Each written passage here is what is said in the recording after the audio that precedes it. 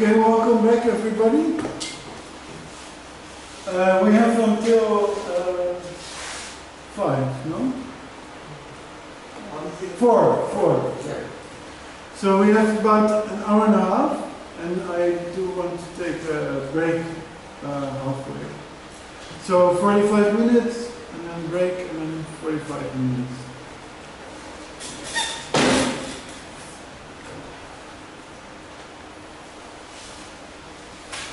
And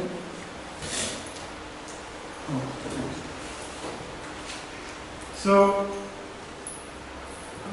what I am asking of you now is to forget everything that you learned before we had lunch, because now we're going to discuss something completely different, law of the sea.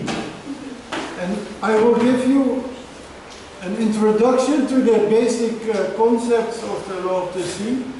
And many of these concepts, they will reappear in later lectures in the series. So what I'm going to do now is to give you a whole series of definitions of terms relating to the law of the sea. And that will give you a basis, a terminology to better understand the lectures that follow. And those lectures, I looked at the program, and they deal with maritime delimitation. They provide you with a general overview of the jurisprudence of the International Tribunal for the Law of the Sea. They inform you on the protection of the marine environment, maritime security, and exploitation of disputed maritime zones. So, especially maritime security and disputed maritime zones, I decided to leave that to my colleagues. So I will not deal very much or in great detail with maritime security issues. In part because there's a separate lecture devoted to it, but also in part, and here's a full disclosure, because I don't know anything about it, about maritime security. So some preliminary remarks before I begin my whole series of definitions. Being in Turkey, I thought it would be important to point out that not unlike with the international water law, Turkey has a kind of special position in the law of the sea.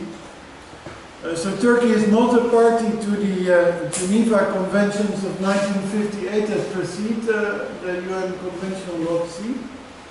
And Turkey also did not ratify the Law of the Sea Convention, and in that sense is one of only a handful of countries that has not done so. So it's a bit the same story as with international water law. So if Turkey is bound to any of the definitions or principles that I will be discussing, it is because they can be seen as reflective of customary international law. But Turkey is not a party to the Convention on the Law of the Sea, to which I will be referring quite often. So it's not bound by its terms. And there are other states that are not party to the Law of the Sea Convention. The United States of America is a notorious example.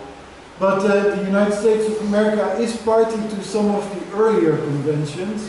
So then in the relations between, say, the Netherlands and America, reference can be made to the Geneva Conventions of 1958. But with regard to Turkey, that's also not possible because Turkey also did not ratify those earlier treaties. Just to be, for sake of being complete, those earlier treaties, they are the treaties concluded in 1958, and there are 5 of them. The Convention on the Territorial Sea and the Contiguous Zone, which entered into force in 1964. The Convention on the High Seas, entering into force in 1962. Convention on Fishing on the High Seas, entering into force in 1966. Convention on the Continental Shelf in 1964. And then there's an optional protocol on compulsory dispute settlement, which also entered into force in 1962. So that together, those 5 conventions together constitute the Geneva Conventions of 1958 on the law of the sea.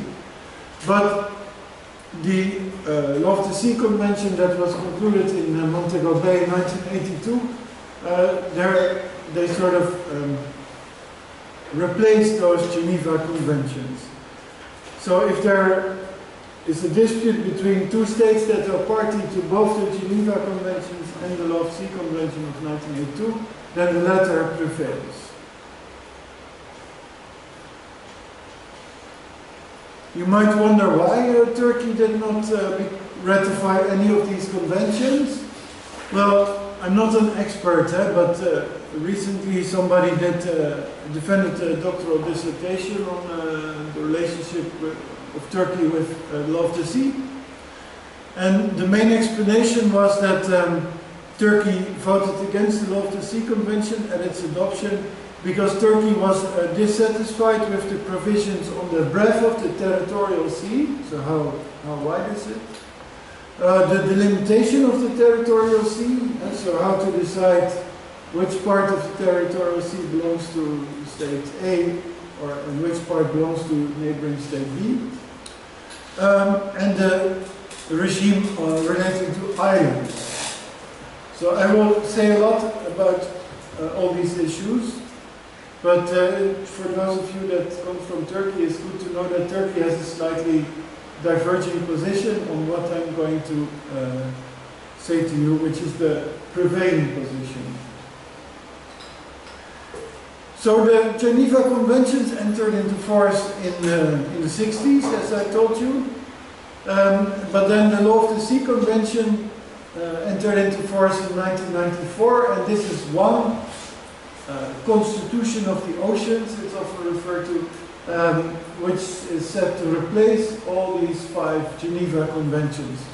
So students that now are taking an interest in the Law of the Sea, we don't really ask them to study the Geneva Conventions, but rather to turn immediately to the Constitution of the Oceans, the Law of the Sea Convention, adopted in 1982 and entry into force in 1994.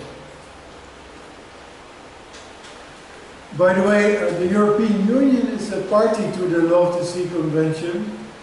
That's interesting for you only, I guess. Malta, yeah, sorry. Yeah. But that was necessary because a lot of policy making relating to the management of the sea and exploitation of its resources is within the competence of the Union and no longer a competence of the individual member states. So that is why the Union had to become a party to the Law of the Sea Convention.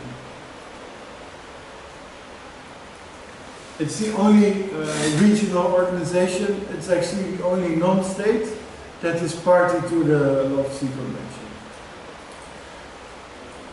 But in a lot of case law, the International Court of Justice already affirmed the status of many of the provisions in the Law of the Sea Convention as reflective of customary international law.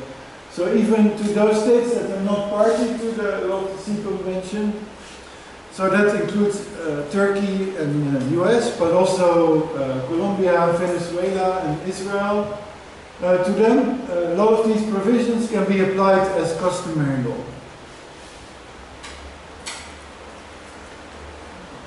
So much of the Law of the Sea is about different zones and then the rights and obligations in each of those zones.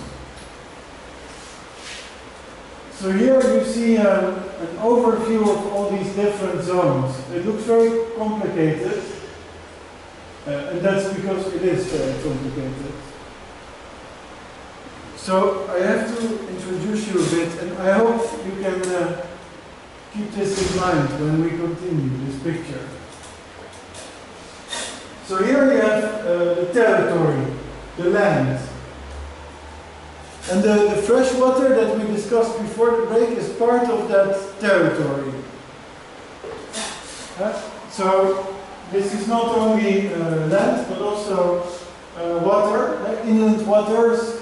Some bays are also part of the state's territory, and rivers and lakes.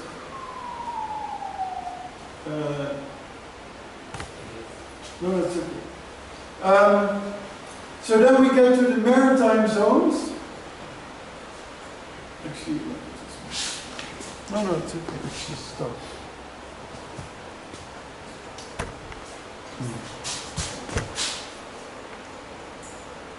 I think maybe you have to redirect the camera.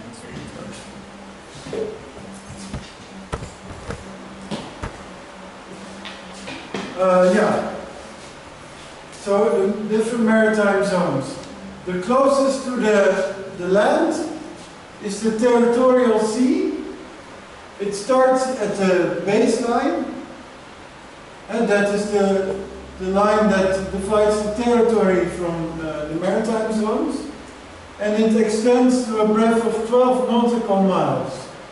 A nautical mile is 852 meters, so it's a bit less than 2 kilometers. So how many miles would a nautical mile be? No, how many miles? For those that come from outside Europe. We don't use miles. What? In Australia you use kilometers. Okay, awesome. So then we don't have this problem. So we all know what the meter is. So 1 nautical mile is 1852 meters.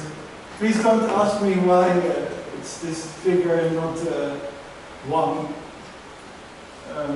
There must be historical reasons for it. So the Territorial Sea has a breadth of 12 nautical miles. I will explain later what the rights and obligations are of both the coastal state and the third states, but just for you to be aware. Next zone is the Contiguous zone. Contiguous zone is also 12 nautical miles, but it starts where the Territorial Sea ends. So some states, Turkey for example, they claim a Territorial Sea of 6 nautical miles. And then you can have a slightly bigger contiguous zone. So that's the contiguous zone. Then you have the exclusive economic zone. The exclusive economic zone and the contiguous zone overlap entirely. It's always like that. Because the exclusive economic zone starts where the Territorial Sea ends. So again, if you have a smaller Territorial Sea, you have a bigger exclusive economic zone. The exclusive economic zone has a breadth of 200 nautical miles, measured from the baseline. So it's 188 nautical miles because you have to deduct the Territorial Sea from it. You can claim an exclusive economic zone. If you're not interested, then you don't have it. You're not obliged to have an exclusive economic zone. And that's important because it also comes with responsibilities. If you claim an exclusive economic zone, it has to be 200 nautical miles. You cannot claim a bigger or smaller exclusive economic zone. After the 200 nautical mile exclusive economic zone begin the high seas. And they just extend forever. So far as clear. Then, to make things more complicated, there's the Continental Shelf. As you can see, most territory doesn't just plunge into the oceans at the baseline. So there's a gradual decline until you get to the area, the deep sea bed. So some coasts, they go like this, and some are more gradual like this. And then, if your shelf, your coast doesn't go down immediately, you are entitled to claim a continental shelf. So this continental shelf, I will explain in more detail later, is really complicated to measure its breadth. what's easy to remember is that it can never extend further than 350 nautical miles. So some states have a continental shelf that is longer than their exclusive economic zone. So then here the high seas already begin, but then the states still have certain sovereign rights over their continental shelf, but not to the water column above it. That makes it a bit complicated. And after the continental shelf ends, the area begins. It's area with a capital A. That's the deep seabed area. And the deep seabed area is common heritage of mankind that belongs to nobody. So the high seas belong to nobody, and the area belongs to nobody. The exclusive economic zone, contiguous zone, territorial zone, and continental shelf, they give special rights to their coastal states. But these rights are very different depending on the zone you're talking about. So that is why here there are degrees of sovereignty. This is full sovereignty, this is limited sovereignty, this is no sovereignty. What is the terminological name of this area? After the end of the continental shelf? It's just called the area. Yeah, with a capital A, so it's a technical term used in the Loft Sea Convention. It's often called the deep sea bed. But the legal term is the area. It's nice, it's very poetic. And then with a capital A, so all the others are with small print and this capital A. So I hope that you can remember a bit this picture, because I'm now going to provide you with those definitions. And a lot of definitions are, of course, definitions of the terms that are used in this table, in this graph. So I will begin with the concepts closest to the territory and then move up to the high seas. So those are the first sets of definitions that I wanted to discuss with you. And then afterwards I look into different categories of definitions. So to make things a bit interesting, I took some pictures from a comic book I found somewhere. But they're just so that you don't have to look at me, but that you can look at those pictures.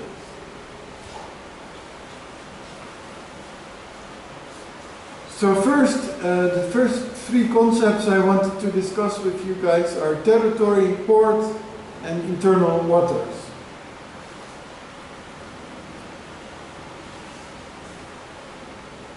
It's often said that it is the land, I now quote from an ICJ case, the Anglo-Norwegian fisheries case between Norway and the UK, but forget about that. It's often said that it is the land which confers upon the coastal state a right to the waters of its coasts. And that's true. So without land, you don't have any maritime zones. You need land, and the land triggers those maritime rights. If you are a landlocked country, you have land, but you don't have maritime zones. So you need to have a coast, and then you have certain maritime zones and certain rights in those zones. So you might wonder, so why do so many landlocked states ratify the Law of the Sea Convention? That's, I think, pretty obvious. It's because if you ratify the Law of the Sea Convention, then you can also enjoy the benefits of deep seabed mining, but also fishing on the high seas. So it's very well possible that you have no coast, but you still, I don't know, allow vessels to register in your state, fishing vessels to register in your state. So then they would just have to find another place to, for their boat to spend the night. components of territory. So, when we refer to territory, what do we mean? Well, obviously we refer to the mainland, the continent. But we can also refer to islands and even to rocks. I will later give you more detailed definition of those maritime features, but it's important for you to know that you can claim title to territory over really small islands and even rocks in the sea. And that's important. I'm not referring to Malta. There are islands that are much, much smaller. So there are a few islands in the South China Sea, for example, that are so small, they are smaller than this table. But they are still called islands and they can trigger maritime zones.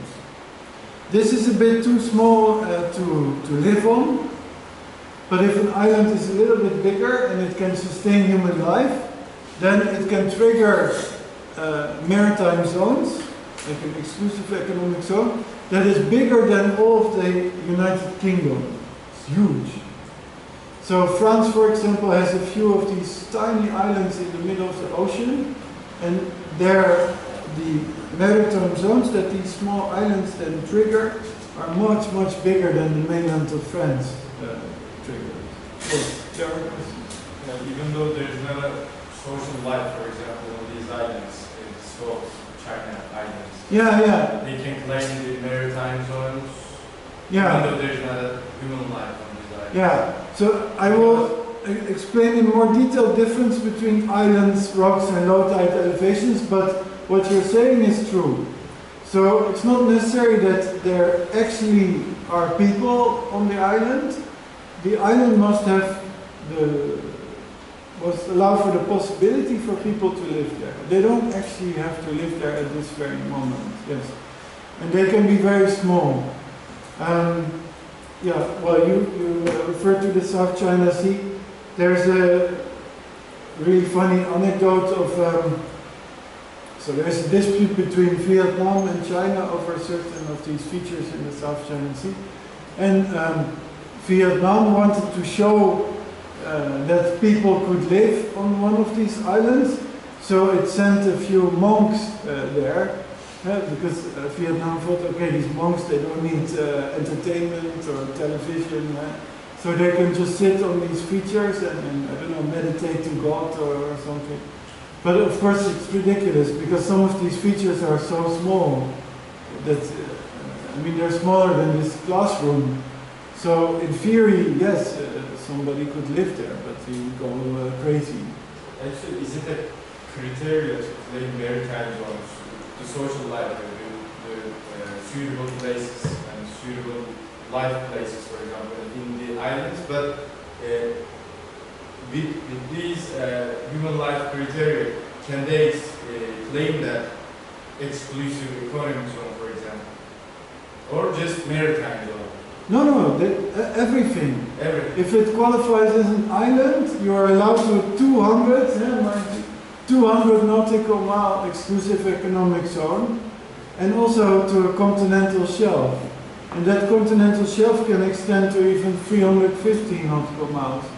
And that's, I don't know, if you make a circle of 350 nautical miles, so that basically means 350 nautical miles this way, 300 nautical miles this way. That's bigger than all of Europe. Well, no, but it's as big as Western Europe. And islands as big as this classroom could trigger such zones. So you see how states are obsessed with proving that these really small maritime features allow for economic activity or can sustain human life. But I'll say a bit more about it later. What is not possible, and that is what China has been doing, is to pimp up these islands, so to build a lot of, to make a lot of additions to it. There's a small rock in the South China Sea, which is totally uninhabitable, but the Chinese now built a whole city there with even a tennis court a lot of residential houses, and an airport. So there's now, planes can land there now. But all that is artificially added to the feature, and that doesn't count. So still, from a legal point of view, if we want to know if an island is inhabitable or not, we have to look at the island in its natural state and not the pimped up version with all these additional features added to it by man. So mainland, island, even rocks can be owned. And also internal waters, rivers, lakes, aquifers and bays are part of the territory. Bays only if they are not too wide.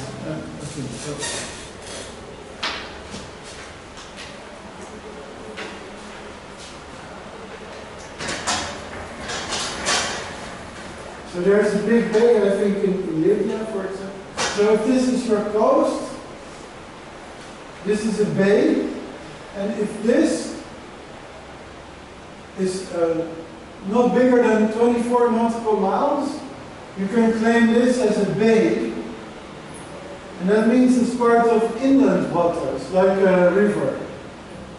But if it's bigger, then it's part of your territorial sea.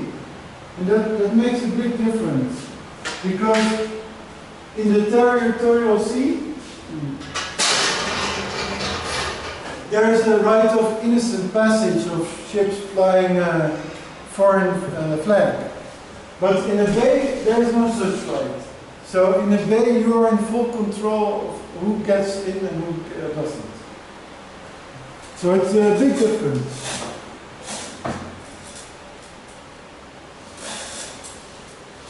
Also, I'm sure you're aware, there's a lot of disputes over territory in this world, and that has an immediate impact on maritime zones. Yeah, I don't want to keep referring back to the South China Sea, but it's just a really helpful example. So, a lot of these features in the South China Sea are claimed by the Philippines, by China, by Vietnam, those are by Taiwan. If you think Taiwan is a separate state, and they all claim these features, to have sovereignty over these features. And that's really important, because if you are the sovereign over a feature, then you get the maritime zones. If you're not a sovereign, you don't get anything. But in a recent arbitration, the arbitrators concluded that all of the features in the South China Sea are at best rocks, or they're not islands. So without saying who these rocks belong to, the arbitral tribunal said of all of them, they are not islands, they are at best rocks. So that means no state can claim an exclusive economic zone based on those features.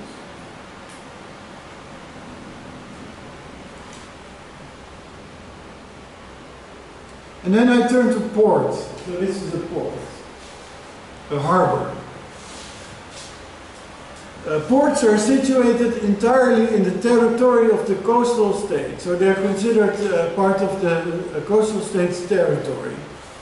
And that includes the outermost permanent harbor works. So even if you expand your harbor, it's still, everything remains part of your territory.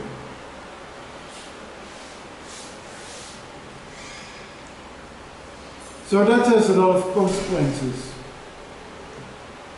First of all, the port state can decide who can enter and who cannot enter its ports. So there's no freedom for foreign vessels to enter another state's port. I don't know for why, but a lot of people think that there is such rule, but no, there is no such rule. The Law of the Sea Convention does not prohibit states from refusing entry of foreign vessels to their port, but it also does not tell them to allow such vessels. So basically the Law of the Sea Convention is silent on whether foreign vessels have a right of access to port or not. The Law of Sea Convention doesn't deal with this issue, which is a bit strange because it seems an important issue. So if we look to a customary international law, presumably access to ports is similar to access to internal waters. So there's no right of access for vessels flying the flag of other states. So they need to ask for the consent of the coastal state before they can enter the port. But there is some case law or some practice that suggests that port states cannot discriminate when denying or regulating access to their port. So they cannot, for example, say we allow all states entrance into our port except vessels flying the flag of Turkey. That's discrimination, and there's support for the argument that this would not be allowed. So there's not complete freedom. Also, it's very likely that if a boat is in distress, that you cannot deny such a boat access to your port.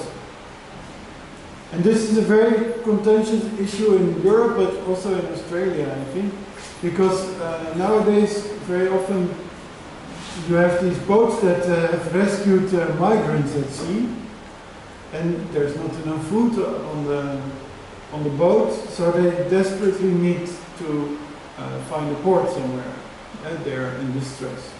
There's people dying. So then the question is, if they then go to your port, can you refuse them entry?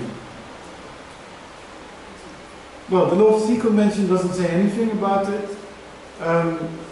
There is a treaty that regulates this issue, another treaty, but not everybody is a party to it. But it doesn't define distress, so that gives interpretation for Yeah, distress. exactly. And that's what happened with Malta. Yeah. So unless the people are dying, they don't think that's distress. Yeah. So that's the problem. Yeah. And also there's a big discussion, I guess in Malta also, but definitely in Italy, about this obligation to then allow these people to enter into a country where they are relieved of the stress. Because you could argue, if a boat is in distress, it has a right or an obligation to go to the nearest port. So the nearest port might be in Libya. But they don't go to Libya because they fear that the people on board will not find safety there. So they go to Italy, or they go to Spain, or they go to Malta, because there these migrants are truly safe. So under international law, it's a bit dubious whether there's an obligation to, if you're in distress, whether there's an obligation to go always to the nearest port, or whether you can also choose a port where you believe the distress will really be relieved. Yes. But this is, as I said, this is not regulated by Law of the Sea, the convention. And then about enforcement jurisdiction. In principle, the coastal state has unlimited enforcement jurisdiction, also over foreign vessels that are in its ports. But there are a few restrictions. There are some treaty-based restrictions. I don't want to bore you with that. And there are issues of sovereign immunity, in case warships or foreign warships are in your ports. And then internal waters, so they're also part of the territory. Internal waters are all waters that are situated landwards of the baseline. So that includes bays. Let's see my picture. If they meet certain criteria and they're not wider than 24 nautical miles. And internal waters have in principle the same status as the territory of the state itself.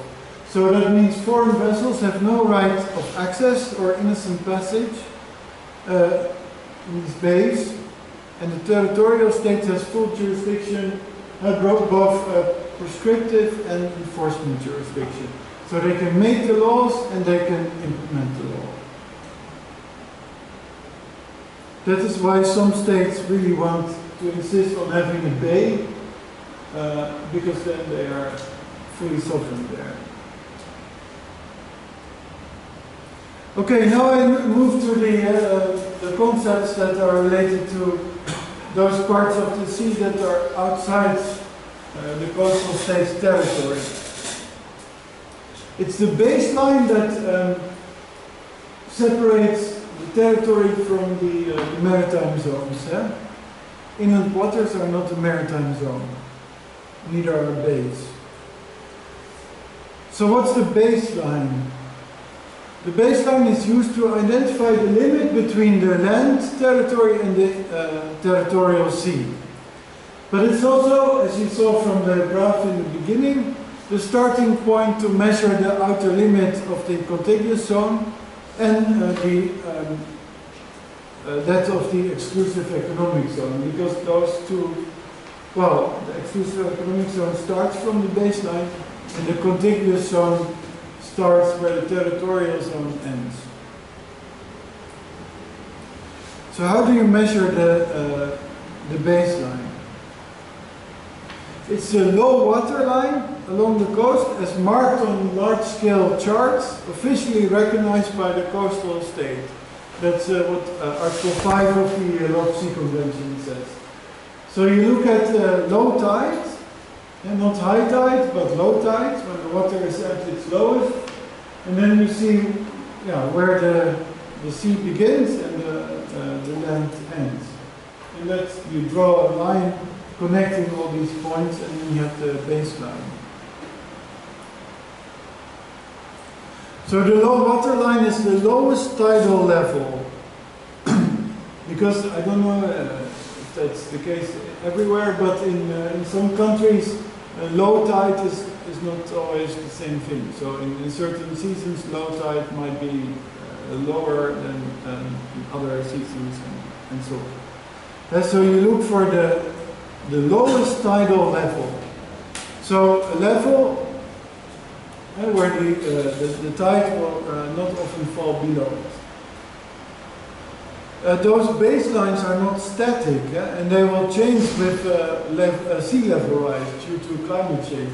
So if the sea level rises, and we know for sure that it's going to rise, that will affect every state's baseline.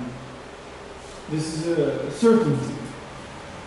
And that has a consequence for the territorial sea, for the contiguous zone, for the exclusive economic zone. So that has big consequences. So these baselines, they can change. This gives a bit of a practical problem, because well, states have to agree on things. They have to negotiate and then conclude an agreement, for example, on overlapping exclusive economic zones.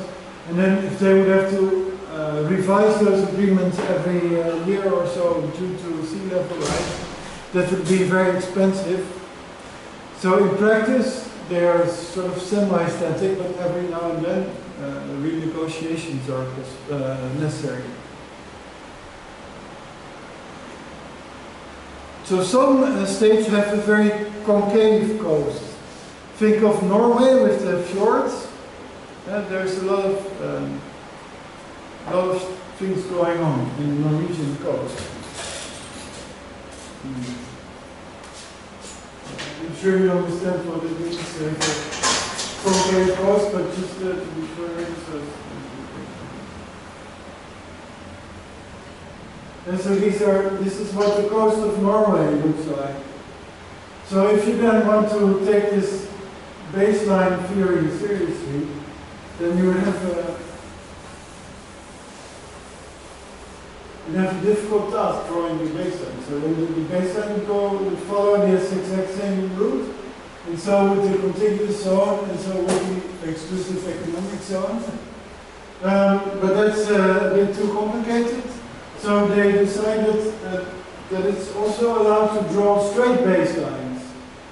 So then you take these points, and then that's the baseline.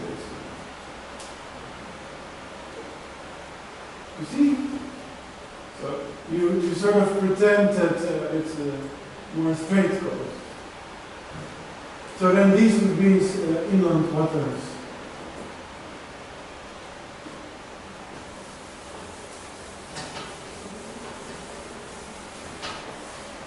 Another reason to draw straight baselines is if you have a lot of islands just in front of your coast. Then you can do the same.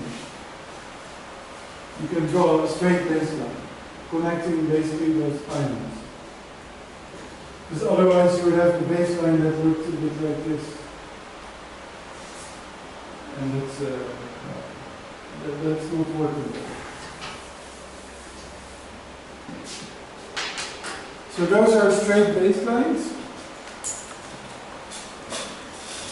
As you can imagine, there's a lot of controversy about this, because when is a coast still concave and when is it not? Of course, there's a gray area. So Article 7 provides some guidance on this issue. So I will quote from Article 7. So when a coastline is deeply indented and cut into, like in Norway, if there is a fringe of islands along the coast in its immediate vicinity, then you can draw straight baselines. Drawing of straight baselines must not depart to any appreciable extent from the general direction of the coast, and the sea areas lying within the lines must be sufficiently closely linked to the land domain to be subject to the regime of internal waters.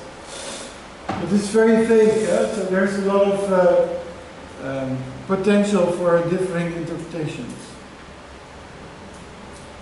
Okay, so now I turn to the contiguous zone. To the territorial sea. Territorial sea. The territorial sea begins at the baseline, and then its maximum breadth is 12 nautical miles. Some states claim less. Greece claims only 3 nautical mile territorial zone, don't ask me why. Turkey does so claim a 6 nautical mile territorial zone in the Aegean Sea, but it claims a 12 nautical mile territorial zone in the Black Sea. And this is allowed. I mean, you can claim less. You cannot claim more, but you can claim less. You don't really need to explicitly claim a territorial sea. Every state has a territorial sea by birth, so to speak. It's not dependent on proclamation. The territorial sea is within the sovereignty of the coastal state. So the coastal state can basically do almost anything in the territorial sea. It can build oil platforms, artificial islands. It can also take measures to protect the environment. It can exploit living and non-living marine resources. So it can decide who is allowed to fish in the territorial sea and who is not. In the territorial sea, the coastal state can also say only ships flying our flag can fish there, no foreigners, that's allowed. And it can do marine scientific research, and there is no obligation for the coastal state to allow other states to conduct marine scientific research in the territorial sea as well. So it basically calls the shots, and you can see some interesting examples. In Dubai, there's these artificial islands that look a bit like flowers. There's a hotel and there's apartments there. That's fine, that's allowed. It's only questionable whether this alters the baseline. Probably it does not, but it's a bit disputed. But in the Netherlands, for example, we are building a lot of artificial islands where we place wind turbines, so to get energy from the wind. That's also allowed. The only thing that you have to take into account is the right of innocent passage of foreign vessels. So foreign vessels have a right of innocent passage. Please remember, keep this term in the back of your head. I'm going to explain later what it means. But in the territorial sea, there's a right of innocent passage, and in the exclusive economic zone and on the high seas, there's a freedom of navigation, and there's a difference between the two. The right of innocent passage is a more limited right than the freedom of navigation.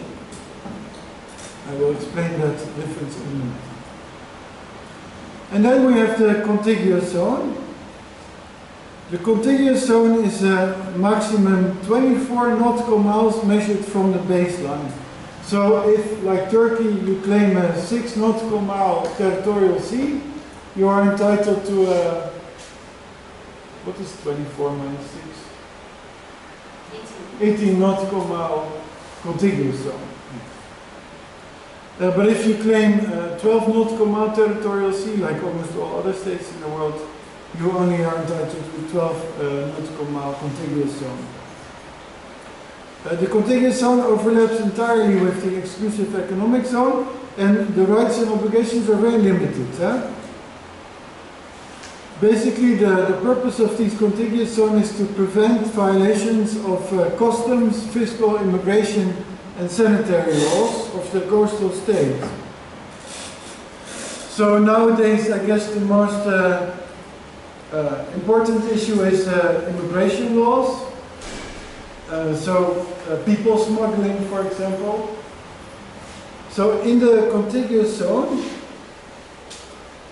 you have to distinguish between what you can do against inward bound ships and what you can do against outward bound ships.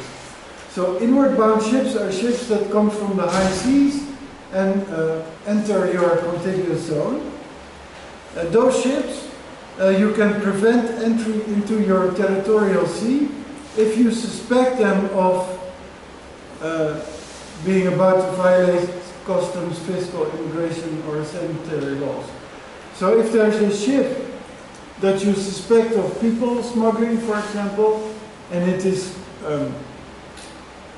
sailing towards your territorial sea, then you can already take measures to stop it when it's still in your contiguous zone.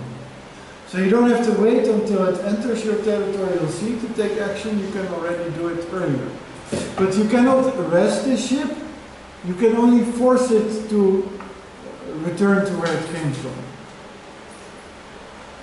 Outward bound ships is a bit different. So ships that came from your territorial sea and then are on their way to the high seas, those you can sort of chase after in the contiguous zone, and those you can, enforce your customs, fiscal, immigration, and sanitary law. So if those ships have breached your immigration laws when they were still in the territorial sea, you can chase them in the contiguous zone, arrest them, and tow them back to the ports and prosecute them. And so there, when it comes to outward bound ships, enforcement jurisdiction is allowed.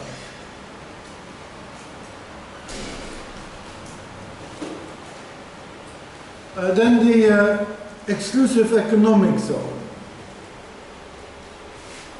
So this is the zone that starts where the territorial sea ends. The exclusive economic zone, you cannot see those nice pictures.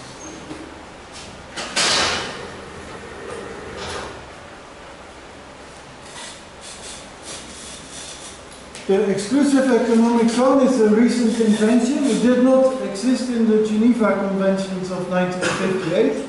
So it was really introduced to the law, into the Law of the Sea in the Law of the Sea Convention concluded in 1982 and entered into force 1994. Before that it did not exist. Also it doesn't exist in customary law. So its breadth is 200 nautical miles from the baseline. So what can you do in your exclusive economic zone? The EEZ essentially gives the coastal state the rights to explore and exploit, conserve and manage the living and non-living natural resources of the water column, seabed and subsoil, to a distance of 200 nautical miles from the baseline. So the exclusive economic zone gives you only limited rights, only to explore, exploit, conserve and manage the living and non-living natural resources of the water column, seabed and subsoil. It also gives you jurisdiction over certain things. I will get to that later. So this means if all states in the world would claim an exclusive economic zone, but not all states have done so yet, that about 1/3 of the oceans is covered by exclusive economic zone. So that leaves about 2/3 for the high seas. In some seas, like the North Sea, for example, or the Mediterranean Sea, the exclusive economic zone of, for example, the United Kingdom overlaps already with that of the Netherlands. So that is how small the North Sea is. And in the Mediterranean is the same. So there is no high seas in the Mediterranean. Everything is somebody's exclusive economic zone. But this is of course different in other parts of the world.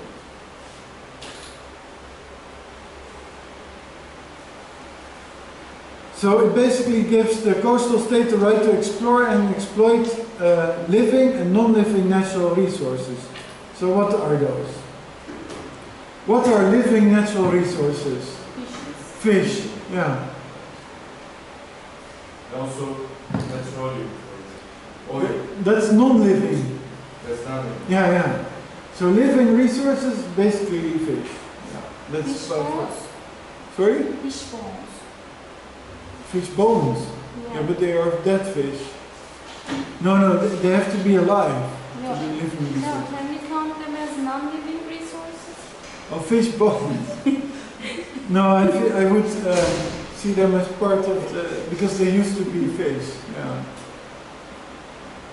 And the difference between the Continental Shelf and exclusive economic zone, one of them actually need to be announced. Yeah, I'll tell you later, because after this I will look at the Continental But this Shelf. one, I just couldn't Yeah, remember. okay. It was exclusive economic zone. Oh, yeah, sorry. An exclusive economic zone you have to claim. Continental Shelf you have naturally. Yes. But the story is a bit more complex because the Continental Shelf, its exact breadth, that has to be determined. And to be able to do that, you have to submit certain information to the committee on the outer limits of the Continental Shelf. So you could see that as a kind of way to claim a Continental Shelf, but that would be incorrect because all you do is you claim a certain breadth of the Continental Shelf. But you don't have to claim Continental Shelf per se. But the Continental Shelf does not provide the right of exploiting from the resources, the living resources. No, not the living ones, but the non-living, yes. So in that sense, the EZ and the Continental Shelf also overlap a little bit because they both allow you to exploit the non-living resources in the seabed and the subsoil. But the Continental Shelf is unrelated to the water column. So fish, that's not. But sedentary species, so those are species that sort of crawl on the bottom. Those you can exploit on the basis of having a continental shelf. It's about building artificial island, for example. Yeah, so that's right. You can base both on having a continental shelf and on having an exclusive economic zone. But there's a difference. So if your continental shelf extends beyond the 200 nautical mile exclusive economic zone, and if you then start to drill for oil in that part beyond the exclusive economic zone, then you have to give some of the the investment to the international community at large. So you have to make it beneficial for everybody. And if you drill for oil in the exclusive economic zone, you can keep all the proceeds yourself. So there's a small difference. What about wind energy? Sorry? Wind energy. Wind energy. Wind energy. Wind energy. Yeah. But in theory it would be the same, but I don't think it's realistic to have wind turbines more than 200 nautical miles outside of your coast, because then it would not be economically feasible anymore. I guess then you would have to make pipes to transfer the energy to the mainland, and you would lose almost all of your energy. Not economic, Sorry? not economic, legal circumstances. Legally. Theoretically. What? Theoretically. Theoretically, yes. So then part of the proceeds should go to the international community as a whole. If your wind turbine is based beyond the 200 nautical mile limit. Yeah. But if you're talking about the exclusive economic zone, there you can build artificial islands to benefit from the wind. So you can build wind turbines. Also, I was involved in a research project, and they were interested in building islands consisting of solar panels. So, because there's a lot of space on the high seas or in the sea. So the idea was to make huge floating islands, huge rubber boats filled with solar panels, and to sort of have them float on the high seas, and then to transform the energy into liquids, like petrol, and then to have boats transport that energy in liquid shape to the mainland. Is it possible? This is possible, yes. In high sea. Yeah, but there are a lot of problems, mostly technical, not legal, because you lose so much of the energy in the transportation that it's not yet feasible, and the exact chemical process to transform solar energy into liquid, petrol type energy. That there's also some technical difficulties there. But my friends at the Technical University in Delft, they know how to do this. So they wanted a lot of money to make a test platform, but they didn't get the grant.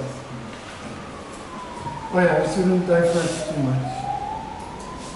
But I think in the future you will see those floating solar farms. Yeah. And they don't have to be attached to the surface. So they can just float on the high seas. And there are these, in the high seas there are these currents that sort of attract everything to them. I don't know if you've heard of the plastic soup problem. So there are parts of the high seas where all the plastic sort of gathers. And the idea was, if you have those solar farms float in those gyros, those currents, then they can just keep floating there, and you don't really need boats to steer them, and you don't need cables to attach them to the floor. The deep sea bed can just go in circles forever. Yeah. So living resources is mainly fisheries. So in the exclusive economic zone, the coastal state has the sole discretion to set the allowable catch for fisheries, and the responsibility to prevent over-exploitation of fisheries, while at the same time ensuring its optimal use. I don't know if in later lectures that will be explained in more detail, but it's it's not that complicated. So the coastal state has to determine, based on scientific evidence, how much fish can be caught to make the stock reproduce and not decline. And if that limit is determined, then the coastal state can choose either to allow its own fishermen to fish all of that fish, but if this is too much, then it must allow foreign vessels to fish the remainder of the fish until the maximum number of fish has been reached. I don't know if this is very clear. Yeah, okay, when I finish with this song, we can have a break, yes. And then non-living resources, we already discussed it a little bit. It's not just oil and gas, it's also minerals. And there, strangely enough, there's no obligation on the coastal state to avoid over-exploitation. So the coastal state is free to just take all of the minerals that there are and sell them on the market. The EEZ also gives the coastal state the right to conduct other economic activities, and this we already discussed, production of energy from water, currents and the wind. Because the Law of Sea Convention doesn't mention it explicitly, but energy is also considered a non-living resource. It takes some imagination, but that's how it's seen.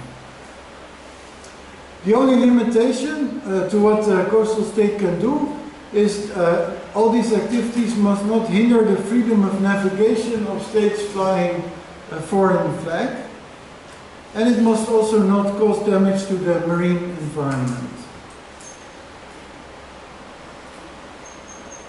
And maybe as an aside, I'm now constantly referring to exploitation and management of living and non-living natural resources. So the EEZ, or the UN Law of the Sea Convention, does not give the coastal state the right to, for example, exploit shipwrecks or cultural artifacts, treasures.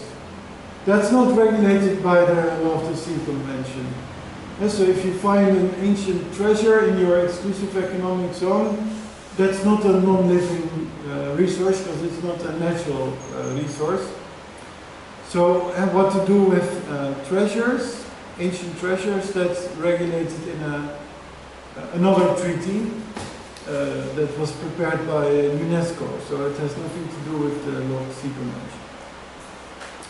Okay, the other thing, besides the right to explore and exploit natural and living and non-living resources, the other thing coastal states can do within their EEZ is to exercise prescriptive and to a certain sense also enforcement jurisdiction with regard to artificial islands, installations and structures,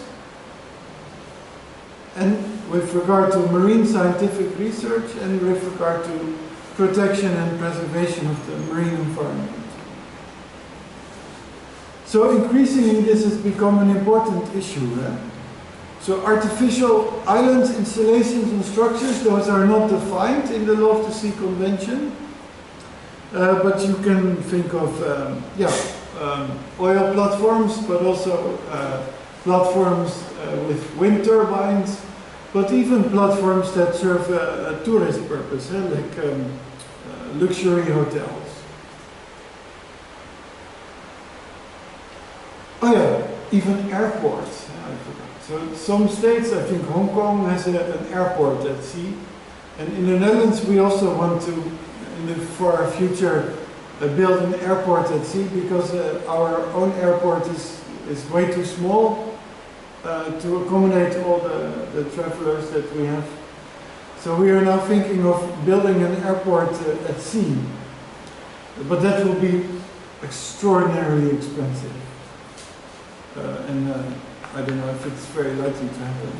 But artificial installations could also be airports.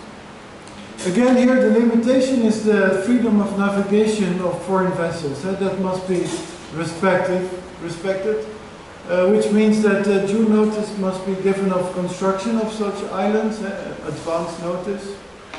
And warning must be provided of their presence and safety zones. There's an obligation to establish a safety zone of 500 meters around the artificial island.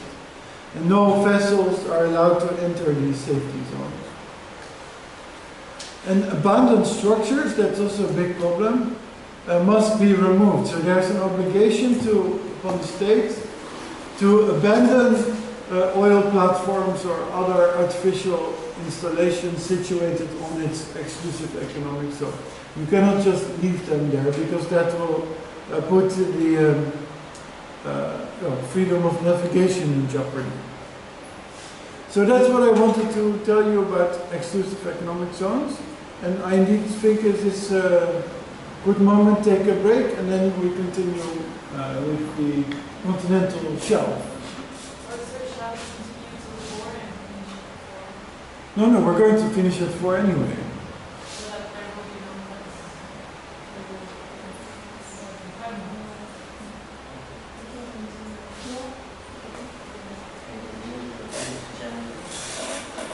We can have a short break.